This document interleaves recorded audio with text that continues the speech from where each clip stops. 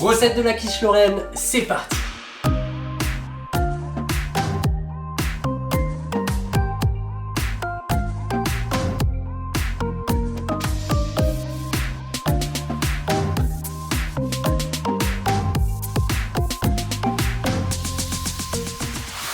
Bien le bonjour les amis, bienvenue à la maison, bienvenue chez Raphaël. Aujourd'hui, on réalise un classique de la gastronomie française, la fameuse quiche Lorraine. Et comme toujours, je vous ai mis le détail des ingrédients directement en description. Alors sans plus attendre, on y va. Hop là, dans la cuve de mon robot, je commence par venir y verser la farine, le sel et le beurre.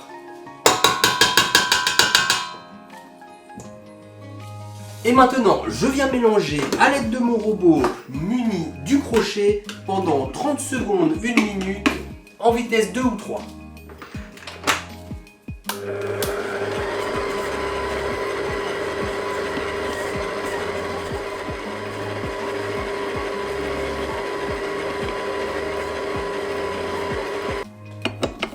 Alors, étant donné la quantité, on va plutôt passer à la feuille, ça devrait beaucoup mieux mélanger.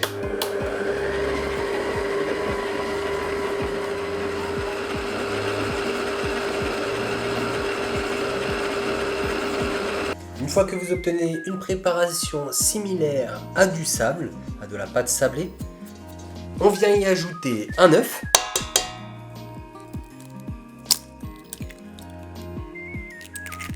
Et mon petit secret, j'y ajoute un filet d'huile d'olive.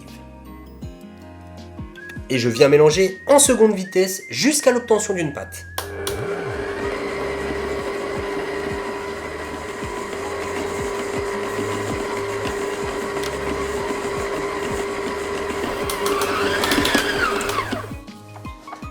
Dès que j'obtiens une pâte, j'arrête mon robot. Voilà. Tout simplement. On obtient une jolie pâte bien lisse. Hop là, notre pâte est prête. Je viens simplement fariner légèrement mon plan de travail. J'y dépose ma pâte brisée. Et sans trop la travailler avec les mains, je vais venir à l'aide d'un rouleau lui donner une légère mise en forme de cercle.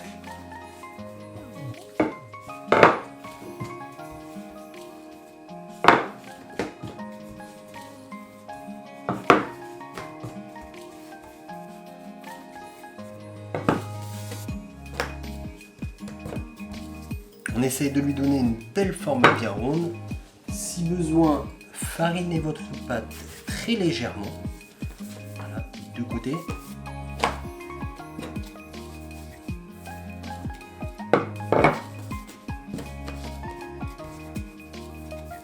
On essaye de ne pas la déchirer et de lui donner une forme le plus ronde possible.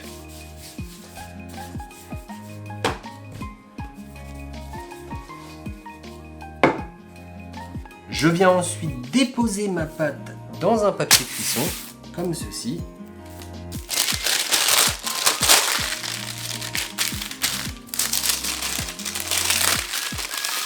Et je viens mettre ma pâte brisée au réfrigérateur.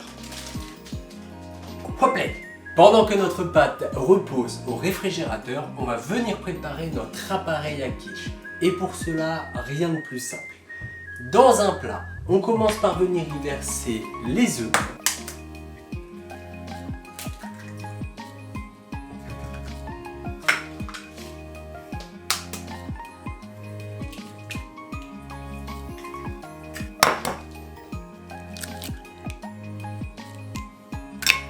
J'y ajoute ensuite la crème.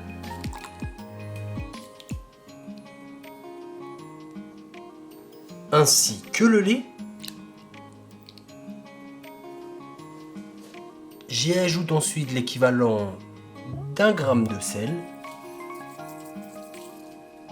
et l'équivalent d'1 gramme de poivre pour venir assaisonner notre préparation.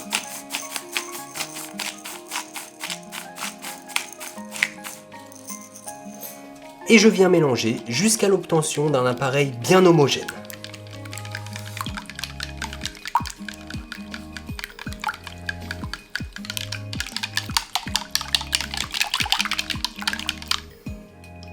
J'y ajoute ensuite mes lardons,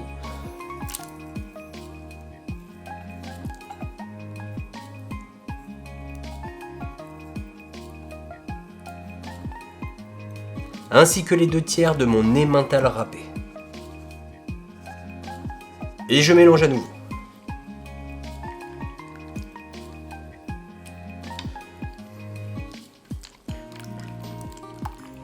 L'appareil de notre quiche est prêt, je le réserve sur le côté et on va venir récupérer notre pâte brisée. Ok, ma pâte brisée a refroidi, je vais donc fariner légèrement mon plan de travail et la déposer dessus. L'objectif maintenant est de venir étaler notre pâte en forme de cercle pour obtenir le bon diamètre de notre cercle ou notre moule tout en n'oubliant pas la hauteur de nos bordures. Je viens donc fariner ma pâte. Je viens donc fariner généreusement ma pâte.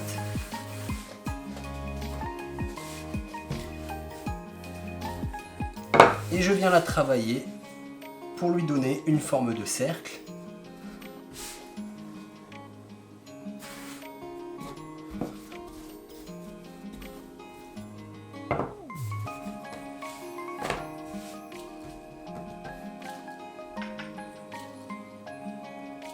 Et si besoin, n'hésitez pas à venir la fariner.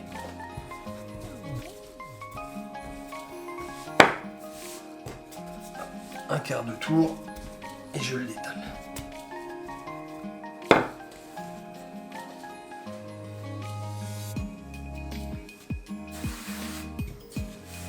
Un quart de tour et je viens de l'étaler.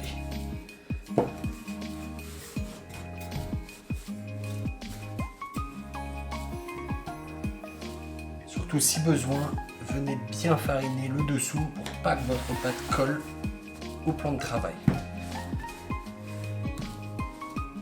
Et voilà. Pour le diamètre, vous venez prendre votre moule et vous vérifiez que vous avez assez pour tout couvrir. Hop là, petite information, pour le cercle, j'ai utilisé un cercle de 20 cm de diamètre par 3,5 cm de hauteur. Voilà, si jamais vous n'avez pas de cercle, vous pouvez totalement réaliser la recette dans un moule à tarte ou un moule à gâteau. Il faudra simplement venir le chemiser pour vous aider au moment du démoulage. Allez, on continue. Et juste avant de foncer ma pâte dans mon cercle, je vais venir beurrer celui-ci à l'aide d'un petit morceau de beurre. Ça nous facilitera la vie au moment du démoulage. Je viens bien beurrer tout mon moule sur l'intérieur. Comme ceci. Et à ce moment-là, on n'oublie pas, on met son four à préchauffer à 180 degrés en chaleur tournante. Pour le fonçage, rien de plus simple.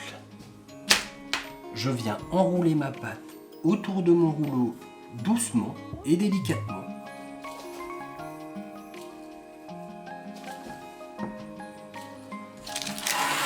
Je présente mon moule que j'ai disposé sur un papier cuisson et je viens y déposer doucement ma pâte par-dessus, comme ceci.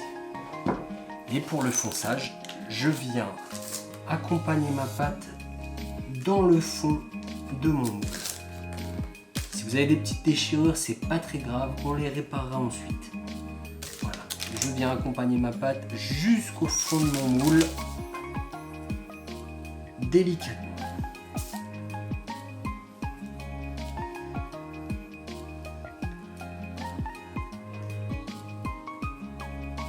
Comme ceci. Voilà.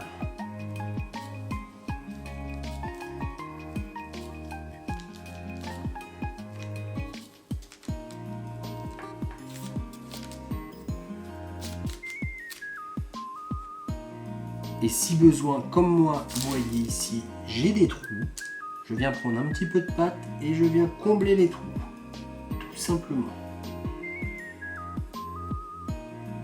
On vérifie que notre pâte est bien positionnée partout, qu'elle n'a pas de trous.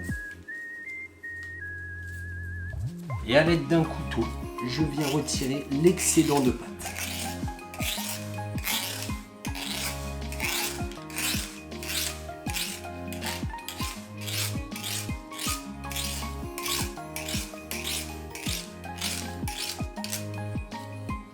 Je viens maintenant y ajouter mon appareil à quiche à l'intérieur, comme ceci.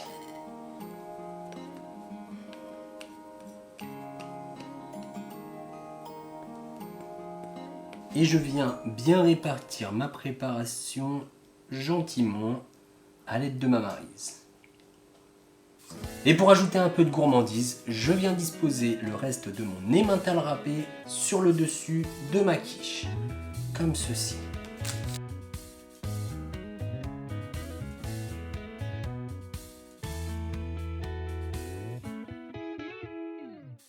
Et maintenant c'est parti pour 45 minutes de cuisson à 180 degrés en chaleur tournante.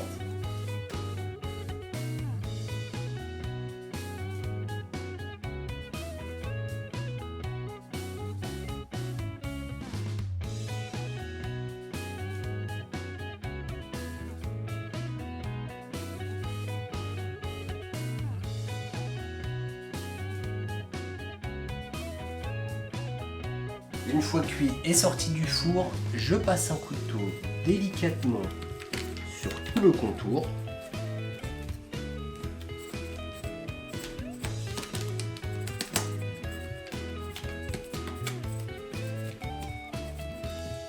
Et je viens retirer mon cercle.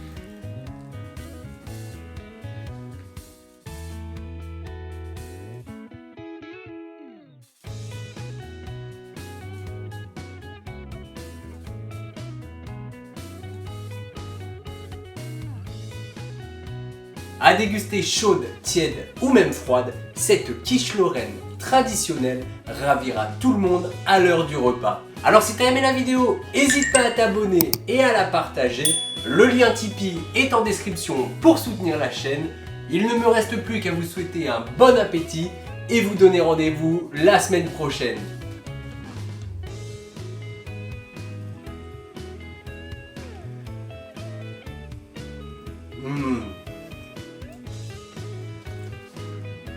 Souvenir d'enfance, on dirait celle de ma mère.